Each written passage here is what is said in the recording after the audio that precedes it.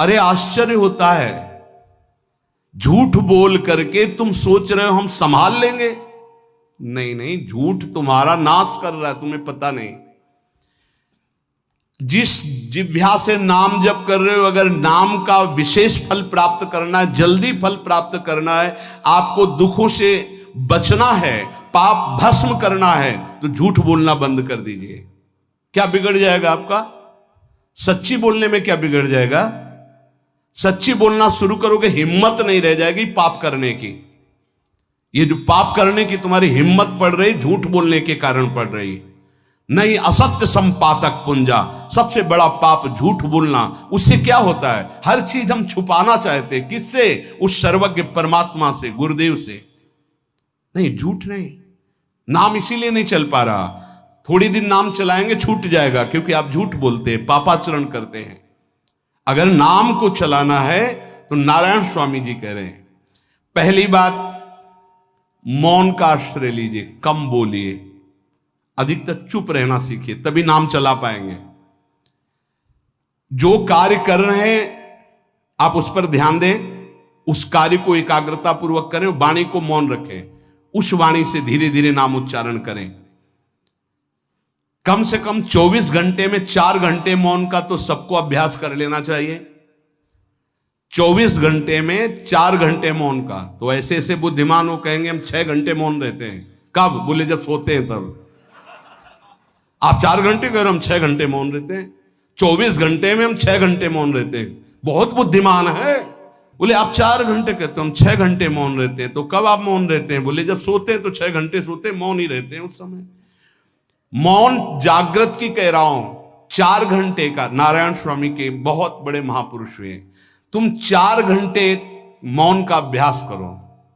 ऐसा निकालो 2 घंटे, 2-2 घंटे करके, 24 घंटे में 4 घंटे मौन। उस समय हम किसी से बात नहीं करेंगे, नाम जप करेंगे। कार्य करो, कार्य करने के लिए मना नहीं कर रहे हैं। कम बोलो। आजकल लोग अपनी जीवनी शक्ति को बोलने के द्वारा बहुत नष्ट कर रहे हैं, व्यर्थ की बातें करते रहते हैं। 4 आदमी चल रहे हो, आप पीछे चलिएगा, सुनते, बेमतलब की बातें। नाम जब नहीं होगा वो डिलीट नहीं होंगी, वैसे ही बनी रहेंगी, अगले जन्म के लिए तैयार हो रहा है। इसलिए नाम यदि सिद्ध करना है, नाम का फल लेना है, नाम का आनंद लेना है, तो वृथा भाषण बंद करो, बेकार की बात बंद करो। जितना कम बोलने से काम चल जाए उतना। सामने वाले को बोलने दीजिए, आप बीच में नाम चल रहा है जी, नाम चल रहा है। जब कोई आवश्यक बात हुई, पवित्र शब्द बोल दिया, नहीं चुपचाप सुनो। उसको लग रहा है कि आप संभाषण करो, मान लो रिश्तेदार है, नातेदार है, मित्र, अब आप व्यवहार में हैं, आप सीधे ये तो नहीं कह सकते हमसे बात मत करो। नहीं, हाँ बात कीजिए, लेकिन आप कम बोलिए, उसको बोलने दीजिए, आप नाम जप कीजिए, जरूरत भर बात कीजिए। बात में भगवान की चर्चा हो तो कोई बात नहीं, अगर प्रपंच की चर्चा है तो बचने की कोशिश कीजिए। अपने संबंधियों, अपने दोस्तों, अपने व्यवहारियों से व्यवहार, दोस्ती, संबंध शिथिल कीजिए, तभी नाम में प्रीति होगी। अगर ये कि अब हमारे दोस्त आ गए हैं तो फिर वो दोस्त छूट जाएगा नाम, अब बातें शुरू हो गई प्रपंच की। धन्य है ऐसी बुद्धि जो प्रियजनों से भी संभाषण केवल भगवत वाक्यों का, अन्यथा नहीं। इसीलिए इस मार्ग को वर्ण करना बहुत कठिन है। एक ऐसा तुम्हारा निवास स्थान होना चाहिए अलग, जिसमें अपने रिश्तेदार, नातेदार, व्यवहारियों का प्रवेश ना हो। आपकी शैया अलग होनी चाहिए। अगर नाम जापक नाम सिद्ध करना चाहता है, नाम का फल लेना चाहता है, नाम निरंतर चलाना चाहता है, तो जिस आसन पर आप बैठते हैं उसी में प्रपंची, विषयी, संसारिक वृत्ति वाले बैठेंगे तो भजन की वृत्ति नहीं बन पाएगी। एक ऐसा, वैसे होते हैं घरों में बैठने वालों का अलग, लेकिन साधन कक्ष अलग होना चाहिए अपना। किसी का यदि प्रवेश ना हो तो आप देखेंगे कि आपके साधन के परमाणु आपको वहां बैठते ही तत्काल विक्षेप रहित करके भजन में लगा देंगे। अगर घर में ऐसा कुछ ना हो तो एक आसन अपना अकेला रखिए, जिस पर आप शयन करें वो आसन केवल आपका ही होना चाहिए। अगर वो सार्वजनिक बैठने के लिए ही है, ऐसी व्यवस्था नहीं, तो आसन समेट कर अपना अलग रख दीजिए और दूसरे आसनों पर बैठा लिए, फिर वो आसन हटाकर जब आप शयन करें तो आपका आसन होना चाहिए। इसका बहुत बड़ा प्रभाव पड़ेगा। कोई भी ऐसा दृश्य या पुस्तक ना पढ़ें जो वासनात्मक हो और प्रभु के नाम से आपको विमुख कर दे। अखबार आदि, समाचार आदि, ये हमारे चिंतन को नष्ट करते हैं। अगर नाम जप करना है, निरंतर नाम स्मृति बैठालनी है, एक घटना कई मिनट तक विक्षेप देती है। ऐसा हुआ, कैसे लोग हैं। अब उसमें तो समाचार ही हो रहे हैं, सैकड़ों बातें हो रही, पेपर है तो सैकड़ों बातें लिखी हैं, क्या क्या, अब वो सब दिमाग में भर गई।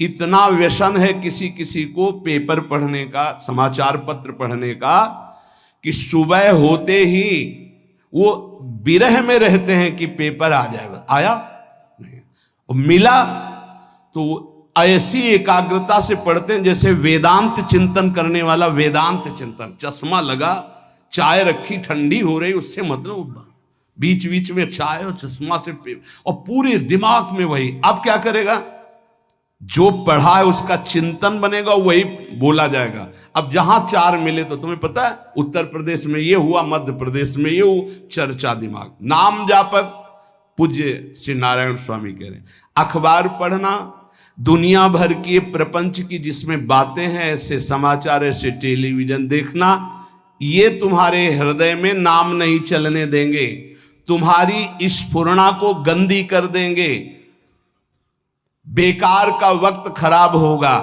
इसलिए अगर आपको पढ़ना ही है तो धार्मिक ग्रंथों को पढ़िए, अपने इष्ट संबंधी ग्रंथों को पढ़िए नाम जपने के लिए। किसी को कभी वचन न दें। पांचवा, बहुत बहुत पॉइंट की बात करें, यदि आपने किसी को वचन दे दिया और पूरा नहीं किया तो भजन का फल वहां जाएगा, ध्यान रखना। यही हमसे सब त्रुटियां होती रहती है अपने लोगों से। जाओ आज से बाद वचन दे दिया, हम ऐसा नहीं करेंगे, नहीं करेंगे चाहे मर जाएं।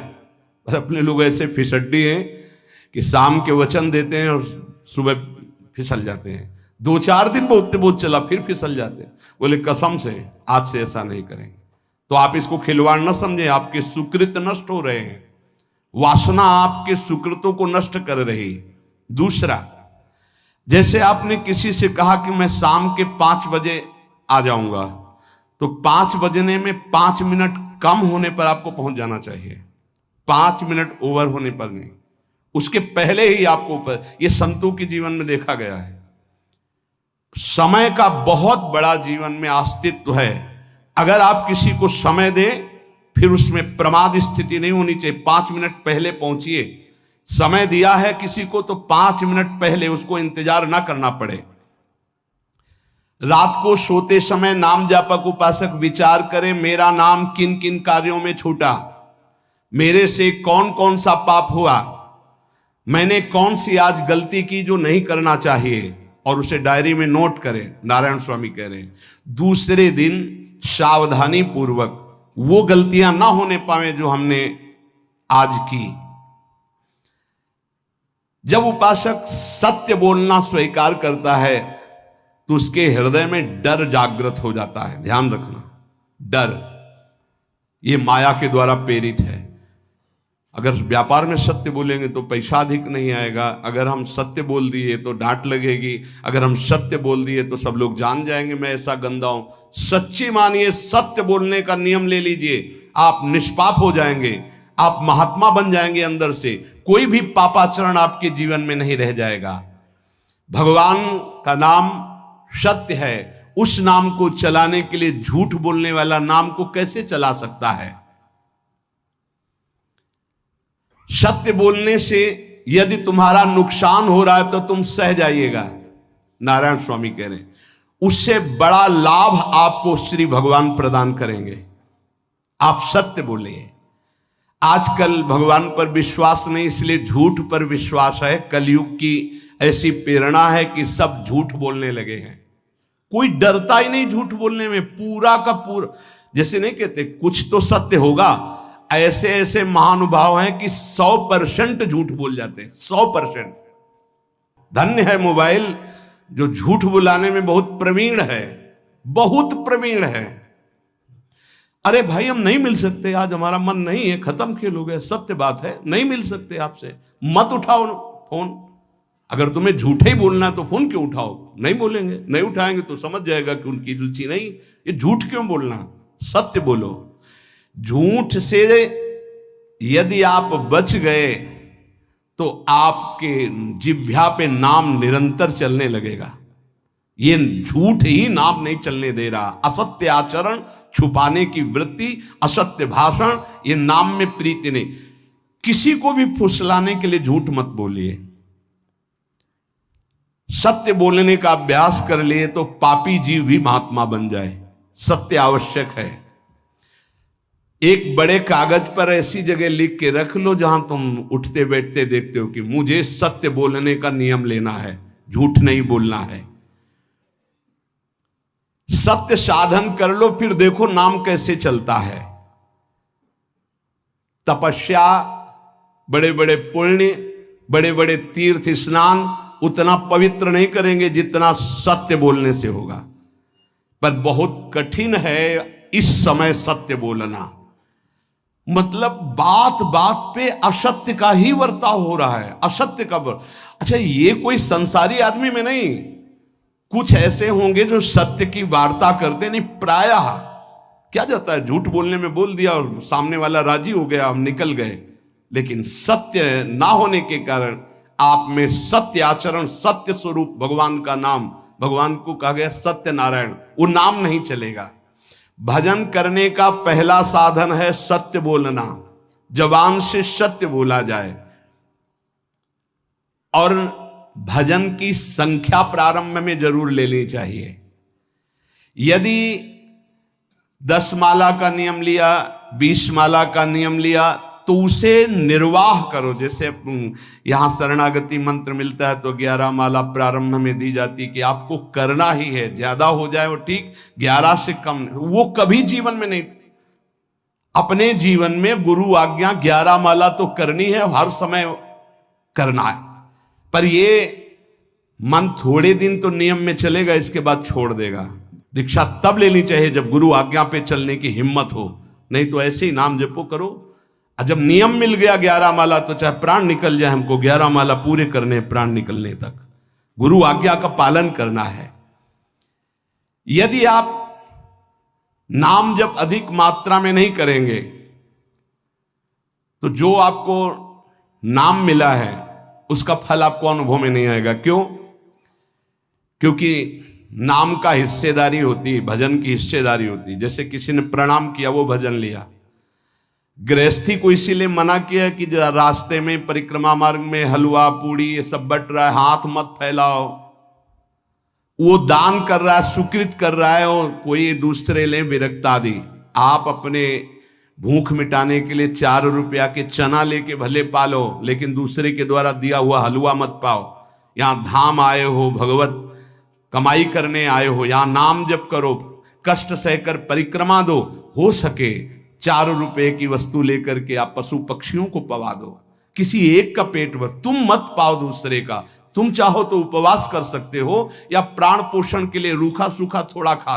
ये दूसरे के आराम से धाम में हम आए 2-4 दिन खूब खाए पिए नहीं, भागीदारी हो जाएगी तुम्हारे पुण्यों की। वहां ऐसे फ्री नहीं है कुछ।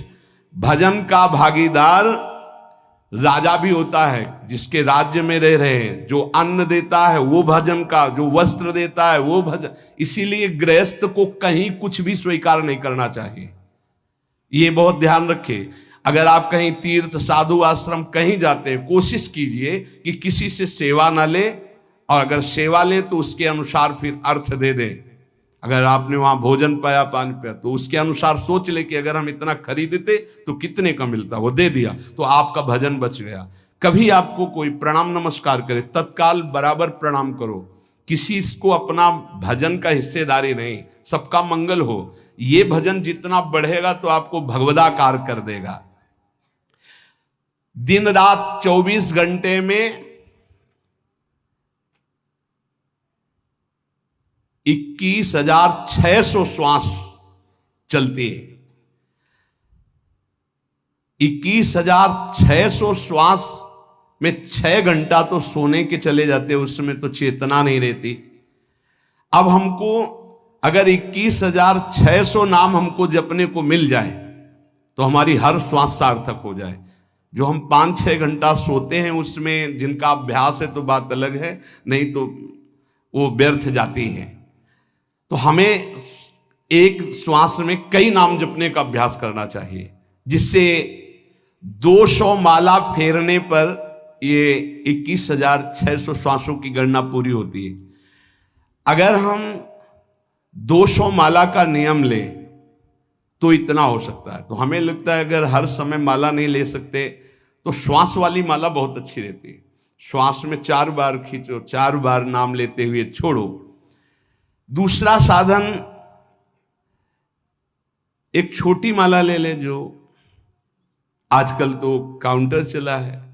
काउंटर में ज्यादा सुविधा संसार के क्रियाओं में रहने वालों को होती कि किया अपनी जेब में डाल लिया। तीसरा साधन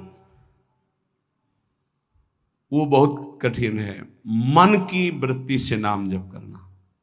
माला, श्वास और मन की वृत्ति, उसमें श्वास की भी गणना का ध्यान नहीं रहता, उसमें केवल चिंतन होता है, चल रहा है।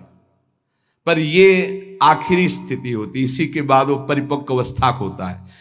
जिह्वा से धीरे धीरे नाम उच्चारण करते हुए ये पहला अभ्यास है। प्रारंभिक को एकदम मानसिक में नहीं पहुंचने की चेष्टा करनी चाहिए, 2-4 नाम के बाद मन प्रपंच में फंसा देगा। दूसरा अभ्यास कंठ से में, जैसे हम जिह्वा से राधा वल्लभ श्री राधा वल्लभ श्री राधा वल्लभ श्री, इसे वाचिक जप कहते हैं। मंत्र नहीं होगा, ऐसे नाम होगा। फिर उपांश ऐसे, फिर कंठ से चलता है, फिर हृदय से चलने लगता है, फिर नाभि से चलता है। जिसका नाभि से चलने लगता है उसका परावाणी के द्वारा भजन, वो सिद्ध पुरुष कहा जाता है। 4 वाणी, परा, पश्यंती, मध्यमा, वैखरी। वैखरी जो बोल रहे हैं, जो कंठ से, फिर हृदय से पश्यंती, परा नाभि से, मूलाधार केंद्र से लेकर के संपूर्ण ब्रह्मांड में इसमें नाम गूंज रहा है, वो सिद्ध पुरुष का होता है। पहला अभ्यास जिह्वा हिला करके शुरू करें, राधा राधा राधा राधा। फिर कंठ से, कभी हमारे सदगुरुदेव भगवान को देखना, अगर कोई आ गया और बातचीत का हुआ तो यहां से तत्काल चलता दिखाई देता है ना, कंठ ऐसे ऐसे हिलने लगता है कंठ। अगर शांत बैठे तो फिर नहीं दिखाई दे। अगर कोई है आसपास तो इतनी तीव्रता लगन होती कि कहीं छूट ना जाए नाम। कंठ से विशिष्ट अभ्यासी का, फिर हृदय से परिपक्व अभ्यासी का, और नाभि से सिद्ध महापुरुष का, परावाणी से चलता है। अगर 1 वर्ष तक जिह्वा से अभ्यास किया जाए, ये मैंने किया है, नारायण स्वामी कहते हैं, तो दूसरे वर्ष में कंठ से प्रारंभ हो जाता है।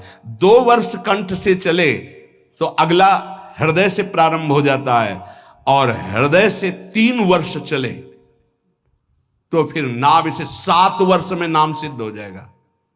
अगर नियम पूर्वक झूठ ना बोले, सत्य आचरण करे, ऐसे नाम जप करे।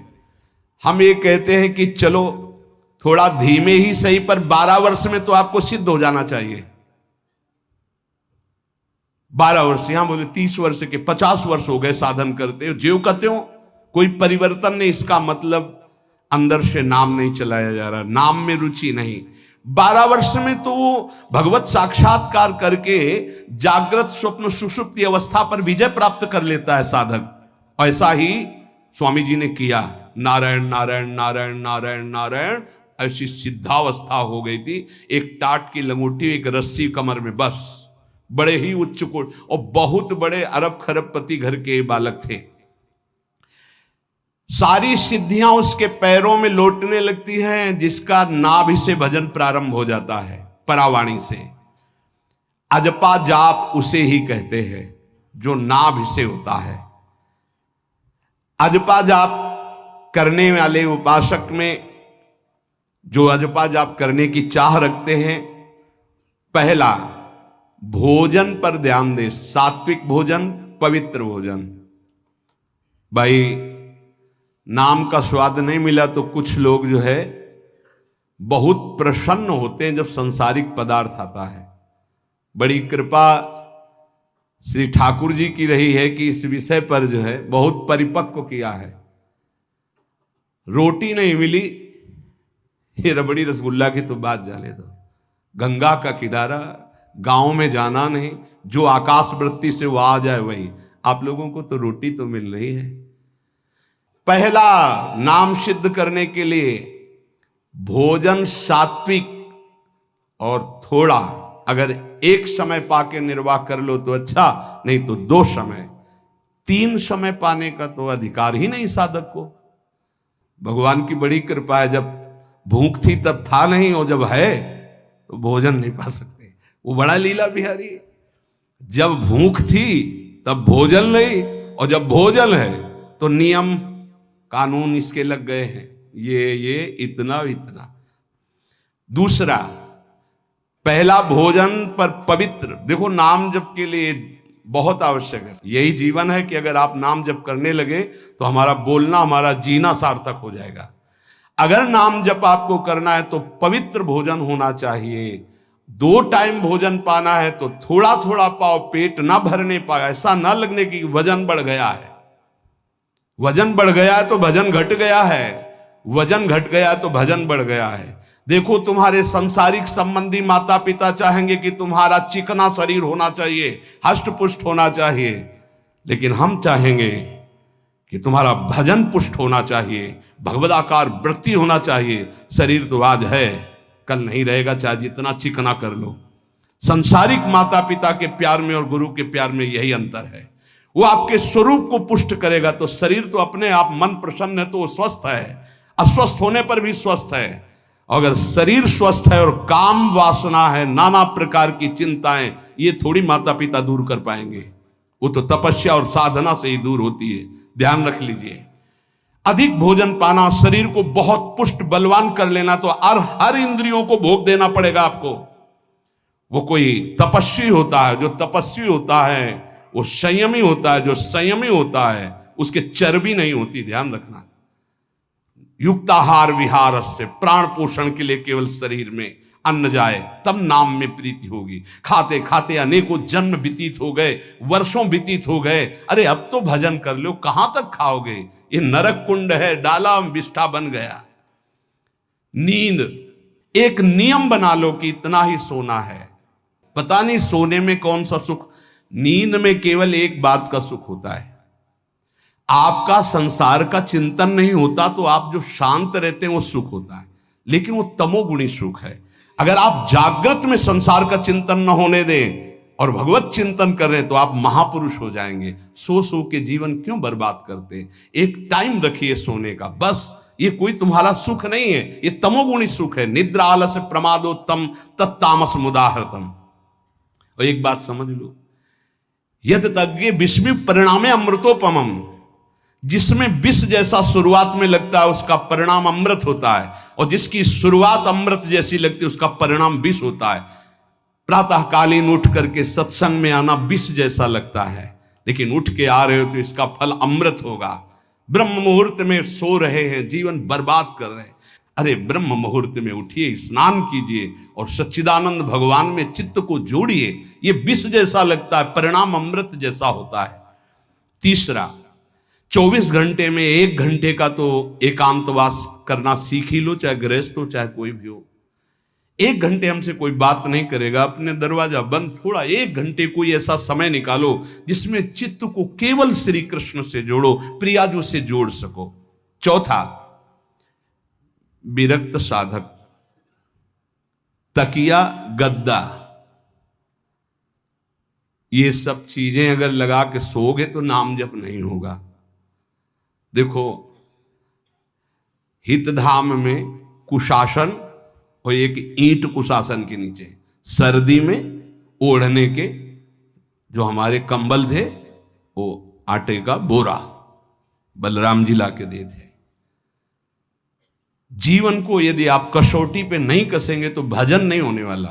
अब तो शरीर रोग से ग्रसित है, आप चाहे जहां रखो चाहे जैसे रखो, प्रिया जो जाने। जब तक हमें भगवदाकार वृत्ति ना हो जाए तब तक विषयों को स्वीकार नहीं। ऐसे हैं साधक, बड़ा सुख मिलता है।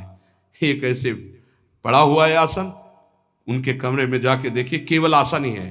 कितने ऐसे साधक राधा के कुंज में रहते हैं जिनकी चटाई केवल है, न तकिया है, न गद्दा है, न कोई। उसी चटाई को ऐसे खड़ा कर दिया, बिछा लिया, बस उसी में पड़े, भोजन मिला पा लिया, ऐसे रह रहे हैं। कमरे में देखो जाके तो ऐसा लगेगा कि इसमें कोई रहता ही नहीं, कुछ है ही नहीं, केवल चटाई है। तकिया गद्दा विशेष विलासिता की वस्तुएं तो नाम जप नहीं होने वाला, ध्यान रखना। जहां पड़े आराम से नींद आ जाएगी, सो जाएंगे, और जब तो नींद उतनी आएगी जितनी आवश्यकता है। भजन का खजाना तिजोरी में रखें, कभी किसी से बताएं नहीं कि आपका भजन कितने माला कितना होता है। पूज्य नारायण स्वामी जी कह रहे हैं, भजन को खजाने में रखने का मतलब है लूटने वाले डाकू माया भेजती है, काम क्रोध लोभ मोह मद मत्सर आदि, और प्रिय गृहस्थ भगत आदि। कैसे प्रिय गृहस्थ?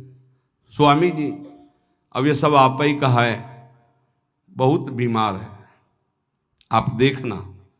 ठीक है, दूसरे की दुख निवृत्ति करना संत का स्वभाव होता है, पर हम जिस मार्ग के पथिक हैं, हमारा कर्तव्य है। हमारे पास हमारे प्रभु के सिवा कोई नहीं, हमारा जो कुछ है वो प्रभु हैं। ए भैया, जैसा श्री जी चाहेंगे वही सब मंगल करेंगे, ये शब्द होना चाहिए। उससे उसका भी मंगल होगा, आपकी भक्ति पुष्ट होगी।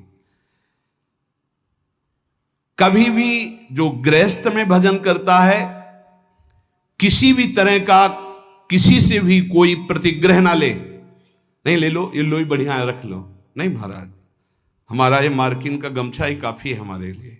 नहीं नहीं नहीं, ये प्रसाद पाल, हाँ इतना किनका दे दीजिए, भगवत प्रसाद है, ये हमारे लिए पर्याप्त। गृहस्थी में अगर आप भजन करते हैं तो अपने भजन को बचाने के लिए किसी से भी दान पुण्य, किसी का भी बट रहा है वो स्वीकार न करें, किसी से प्रणाम नमस्कार, किसी से अपनी सुविधा सेवा स्वीकार न करें। और जो विरक्त है उसको ध्यान रखना चाहिए कि हमारा जीवन केवल जगत मंगल के लिए विश्वेश्वर भगवान को समर्पित जीवन है। ना हम किसी को शाप दे सकते हैं, ना किसी को वरदान दे सकते हैं। सेवक स्वामी की इच्छा को देखता है, ऐसा ऐसा, हाँ प्रियाजू की जैसी इच्छा होगी वैसा। नहीं, आप ऐसा नहीं, प्रियाजू का बस जबान से कभी ना किसी के प्रति शाप का, और ना हरिराम व्यास जी ने कहा है कि शाप और वरदान हमारी हमारे स्वामी की, तो हमें हर बार में यही बोलना है, जैसी प्रियाजू की इच्छा, जैसी श्यामाजू की इच्छा। नहीं, आप कुछ कह दीजिए तो राधा राधा राधा, नहीं कैसे मंगल होगा, आशीर्वाद दीजिए राधा राधा राधा, बहुत संभाल के। महात्माओं को इस बात में सावधान रखना चाहिए कि ये माया ममता का रूप धारण करके तुम्हारी तिजोरी को खाली कर देगी। खजाना लूटने के लिए माया बहुत अनुभवी महापुरुष है, सेवक के रूप में आती है, खास सेवक बनकर।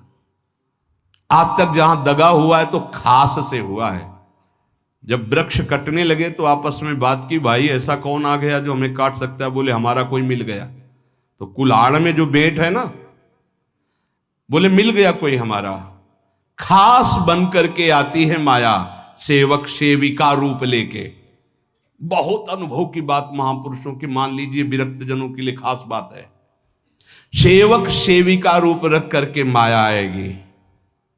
इसके बाद अगर आपने स्वीकार किया, फिर तुम सेवक होगे, वो स्वामी होगी। समझ रहे हो? बहुत अंदर से इस बात को समझ लीजिए। अगर आपको भगवत प्राप्ति करनी है तो जब तक शरीर में श्वास रहे, सेवा मत स्वीकार करना किसी की।